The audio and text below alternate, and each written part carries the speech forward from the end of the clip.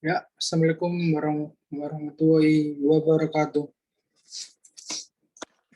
Saya Gozi Megirusli akan mempresentasikan tentang jurnal yang saya dapatkan, yang berjudul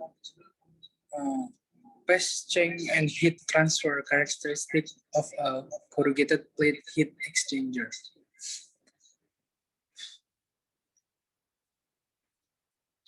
Latar belakang. Adanya perubahan fase dan karakteristik perpindahan panas dari penukaran panas plat bergelombang.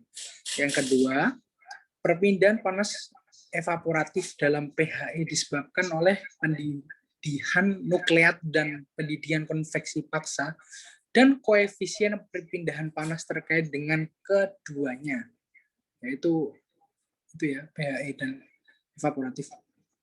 Tujuan dari jurnal ini adalah untuk mengungkapkan hukum evolusi perpindahan panas selama perubahan fasa dalam aliran plat bergelombang dari penukaran plat panas hingga model dua saluran dua dimensi. Yang kedua, untuk mensimulasikan proses perpindahan panas selama perubahan fasa dalam aliran yang tidak stabil. Masuk ke model perhitungan. Yang pertama, model perhitungan bagian memperkenalkan pembentukan model fisik saluran bergelombang penukar panas plat herringbone, pembagian grid, kemudian ada pemilihan model matematika dan kondisi batas, serta verifikasi independensi grid dan verifikasi model. Yang kedua, model saat fluida mulai mengalir hingga fluida mencapai keadaan lunak, transisi fase secara bertahap, dan berubah seiring bertambahnya waktu. Kemudian masuk ke pembahasan. Yang pertama adalah distribusi suhu fluida dan distribusi volume fase. Pada keadaan awal T sama dengan 0, fluida panas dan dingin mengisi saluran aliran atas dan bawah. Panas belum dipindahkan. Ketika panas dari fluida panas dipindahkan ke fluida dingin melalui dinding penukaran gas, panas fluida dingin dari inlet dan outlet, seluruh suhu proses naik. Fluida panas sebaliknya. Temperatur fluida panas dan dingin bervariasi dalam gradien sepanjang arah saluran. Berikut tadi pembahasannya. Dari awal T0, kemudian menuju fase 2, 3, dan 4. Kemudian suhu dipindahkan ke dinding atas. Transisi fase terjadi ketika suhu fluida yang mengalir di dekat dinding atas mencapai suhu kritis. Nah ini ya fase pada dinding yang sudah mencapai fase kritis pada fase keempat. Ketika T sama dengan setengah T, kisaran pusaran keras di bagian aliran menjadi lebih besar dan kecepatan pusaran menjadi lebih besar pula. Dan pusaran secara bertahap bergerak ke outlet ketika tidak ada pusaran keras di sisi atas saluran, dan seluruh fusi menjadi rentang reflux kecepatan rendah besar. Ya, ini sudah ada gambaran tentang kecepatan yang berubah dalam setiap fase yang dipengaruhi oleh aliran. Ini income inletnya. Yang kedua ini fase berpindah kepada outlet. Kemudian ada pembahasan aturan perubahan parameter atau dan nilai rata-rata fluida.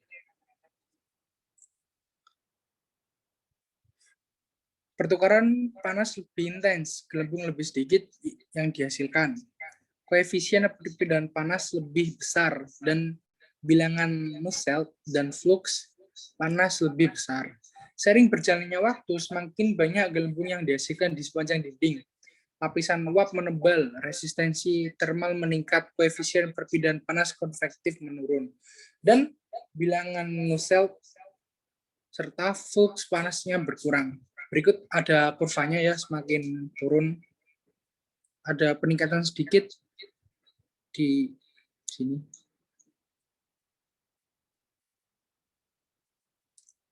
Kurva NU dan pada dinding pertukaran panas terhadap waktu, ya ini. Kemudian, suhu sebagian besar area fluida di bagian dinding lebih tinggi dari suhu fase transisi. Dan cairan di sepanjang permukaan dinding mengalami pendidihan dan penguapan yang hebat. Angka jumlah fase gas yang menempel pada permukaan dinding meningkat. Dan jumlah fase gas yang menyatu di outlet yang mengatasi ketegangan dinding juga meningkat. Nah ini ada kurvanya juga yang pada dinding serta pada outletnya itu sama-sama meningkat.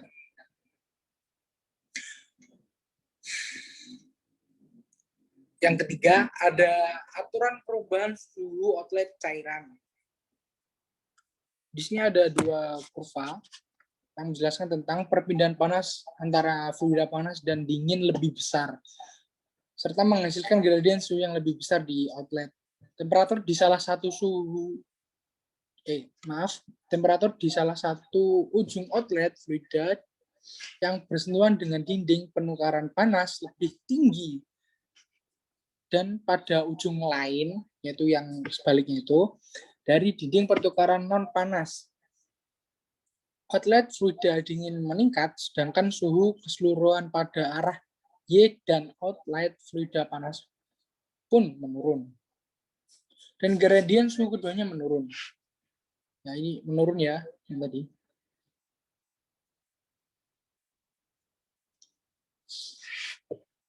Yang keempat ada aturan perubahan parameter permukaan dinding penukaran panas sepanjang jalan.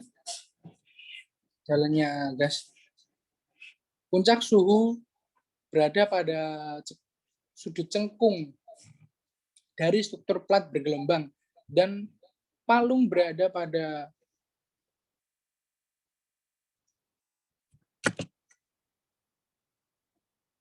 cembung pada plat bergelombang. Jadi yang plat cekung dari struktur platnya dan palung berada pada sudut cembung. Temperatur di bagian belakang mencapai kondisi stabil sebelum di bagian depan. Dan gradien suhu di ujung masuk dan keluar secara signifikan lebih besar daripada di ujung tengah, yang disebabkan oleh perpindahan panas yang intens dari saluran masuk dan keluar. Cara perubahan besar suhu di permukaan dinding. Ini saya perbesar kurvanya. Sudah terbukti ini dari panas yang masuk melalui permukaan dinding.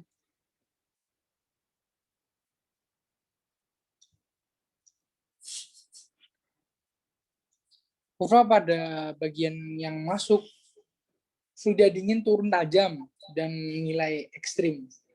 Ini sangat turun ya kurvanya. Berfluktuasi perlahan sepanjang sumbu X dan naik tajam ke nilai ekstrim di outlet yang lebih besar dari nilai puncak bagian fluktuasi, tetapi kurang dari nilai maksimum inlet. Di outlet, fluida dingin mengalir keluar dan fluida panas mengalir masuk. Gradien suhu meningkat tajam, koefisien perpindahan panas mencapai nilai maksimum. Nah ini dari inlet langsung turun ke bawah curam, dan ini outletnya langsung naik drastis. Kemudian ada pula kurva bagian inlet yang turun tajam dari nilai maksimumnya, yang lebih kecil dari nilai ekstrim outlet dengan fluks panas terkait dengan perbedaan suhu. Dan perbedaan suhu antara fluida dingin serta panas di dinding saluran masuk adalah kurang dari nilai yang ada di dinding outlet. Berarti lebih kecil ya dari inlet.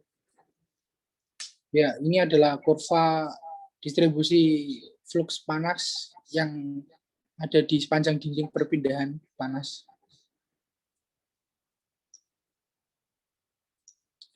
Ya, dari pembahasan tersebut dapat disimpulkan bahwa yang pertama, kalor berpindah dari bawah ke atas, kemudian Perubahan suhu ada dari suhu tinggi ke suhu rendah melalui inlet dan outlet.